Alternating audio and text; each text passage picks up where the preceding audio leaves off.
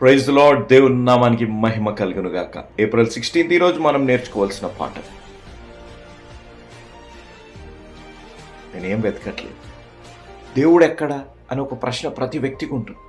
ప్రాముఖ్యంగా మన కష్టాలలో, మన శ్రమలలో, మనకి ఇరుకులు ఇబ్బందులు కలిగినప్పుడు, మనల్ని ఎవరైనా అవమానించినప్పుడు, మనల్ని ఎవరైనా బాధ పెట్టినప్పుడు వారికి జవాబు ఇవ్వాలా, మేము ఎంత దేవుడిపై ఆధారపడ్డాం కదా అని అనిపిస్తుంది.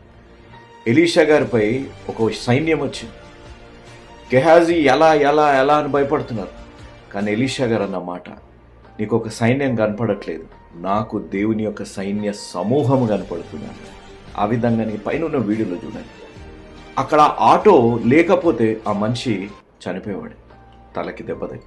కానీ ఆ మనిషి కాపాడే విధంగా దేవుడు చేసిన ఏర్పాటు ఈరోజు నా జీవితాల్లో కూడా మనం గ్రహించవలసింది, మనం గమనించవాలి. దేవుడు కనపడడు, కానీ ఎల్లప్పుడూ మనతోడే ఉంటాడు. ఆయన జీవం కలిగిన దేవుడు, మరణాన్ని జయించిన దేవుడు, పునరుద్ధానుడైన దేవుడు మనతోడు ఉంటాడు. ఆయనకి తెలుసు.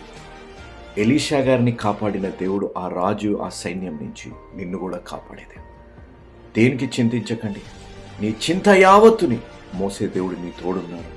నీ కలిగిన అవమానాలు, నిందలు, కష్టాలు, కన్నీరుకి సరైన రీతిలో జవాబిచ్చే దేవుడు నీ జీవితాల్లో జవాబిచ్చి నిన్ను దీవించి రక్షించి కాపాడే దేవుడు నీ తోడై ఉండి దీవించునుగాక. ఆమేన్.